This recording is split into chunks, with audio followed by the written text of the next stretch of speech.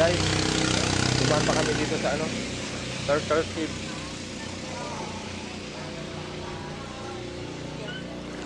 Turtle Cave. Yung aso siya, uy! Uy! Oh, welcome kita oh. Grabe sumasalubong ah. Aso. Oh. Oh. Sumasalubong ano. Ang galing ah. Wow. Tara, sabi niya tara. Ay, nililik yung ano ko, kamay. Isang aso ah.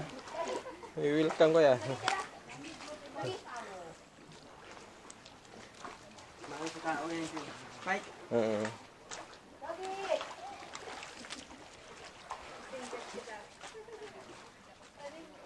Turtle Cave.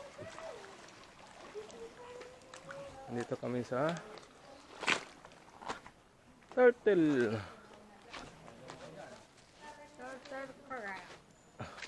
Cube.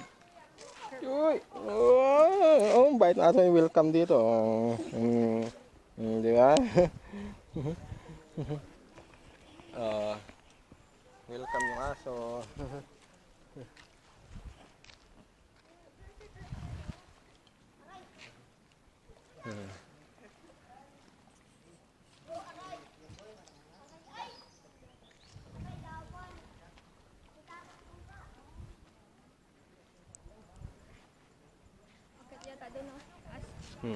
Turtle Cave.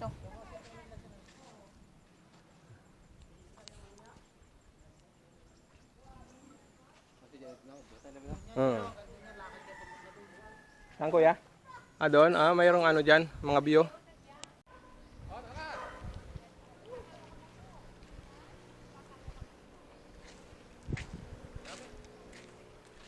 May ano na. Ano yan? Turtle Cube. Aakyat lang kami. Ayan, guys.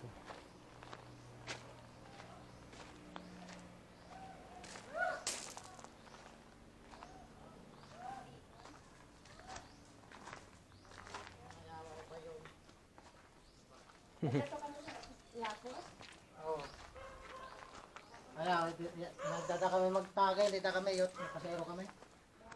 Bawal.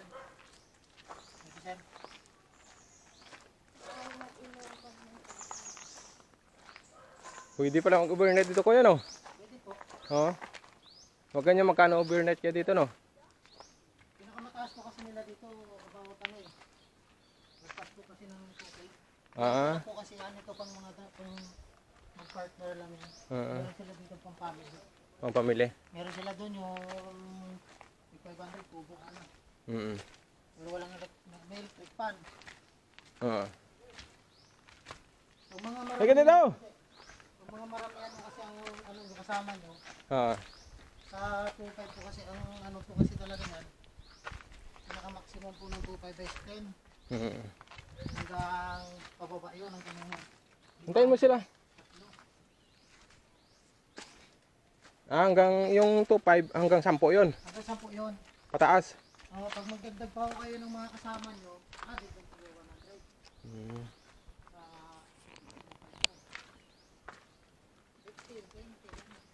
Turtle Cube. Turtle Cube. Okay tayo. Doon pala sa ano, Saan? doon sa binaanan natin. Ah.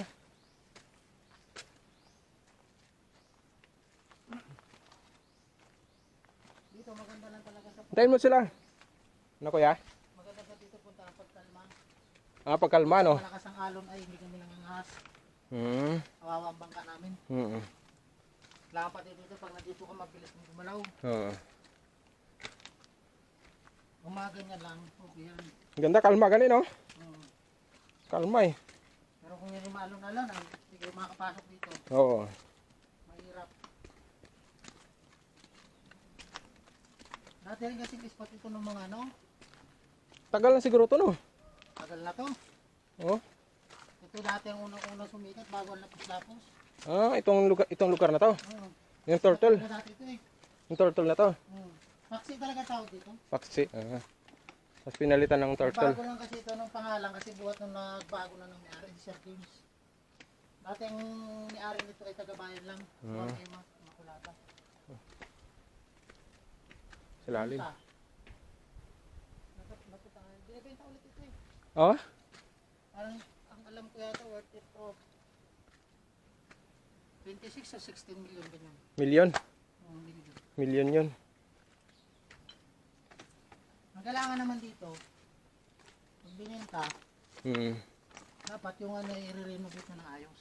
Ang ganda oh. Ngayon, sino namamahala ngayon dito? Yan yung mga caretaker ko. Yung ang may-ari po kasi nito dati, yung foreigner ay nasa Canada, tanda na. Pero hindi sila sa Batangas, yung asawa niya kasi Batanggenya. Pero ngayon, sino na? Siya pa rin, Ah, kasi hindi pa kasi nagdidili. Talagang pinagbibenta niya daw kung sinong gustong bumili, binibenta niya na talaga. ayun, yung caretaker na yung babae doon. Oo. Ay, yung Matagal na nilang mga katiwala yan. Oh, Yan ay ano na nila yun dyan. Caretaker na, sila pa rin yung nagre-repair ng mga sirang ano. ang ganda, no? Sikat dati ito. Oh, Sikat dati ito kasi may video ko yan dyan. Nag-video sila dati. Buhat nga lang nung pinrivate nung may-ari, umina sila. Buhat nung private na nila ito. Ah, ano na, private na nila to, hindi Wala na. nilang private. Eh, gusto Dati nila ano ng barangay, no? hindi naman sa kanila talaga mismo ito. Kumbaga yung sabi kong private, gusto nila yung tatanggapin nila yung mga kagaya ng exclusive, baga kagaya ng mga foreigner lang. Yung kaya mag-booking sa kanila. Ganun yun. Kaya yung mga ibang bisita, no, wala na ng gana. Dati talaga hirap kami na makadunggo dati dito. Nung private talaga, no? Nung hindi pa siya private. Oo. Hirap kami makadaong dito. Sa dami talaga ng tao talaga, grabe. Yung pinakasikat dati talaga dati. Oo. Ngayon yung pinipilit na namin pasikatin ay wala na rin. Parang buhat ng nag-pandemic yung gina na.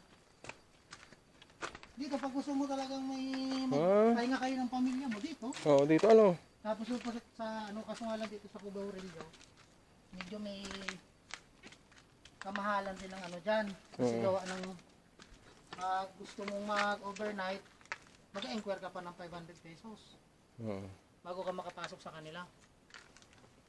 Kasi ang nila dyan, nasa 1.8, 1.5. Dito may 1,000, may 800. Sa ngayon yung may-ari nito, foreigner. Oo, foreigner. Pero matanda na. Matanda na si Sir James. Ganda.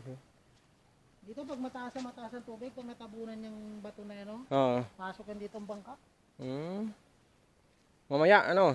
Ay, wala nang wala nang taas ang tubig. Wala na. Katamtaman na, siguro hanggang dito na lang. Dito pag gusto mo talagang tahimik ang bakasyon mo dito. Tahimik dito. Talagang sulit na sulit ang bakasyon. Dito. Kahit mapanggawin mo ay video okay gaya ano pa. Puro sako pa rin ng turtle to. Oo, kanila pa rin ito. Buti walang lumulusot dito, no? Ha? Walang lumulusot dito. Doon talaga. Doon talaga. Meron dito. Pag gusto talagang umiwas sa mga bayarin bagay, yung mga taga rito, yan. Dito yung sila pumupunta. Pero pag low tide, hindi sila makapunta dito. Grabe, sobrang linaw ng tubig din dito. Pwede ka maglakad-lakad ka sa unahan. Oo. Ayan guys.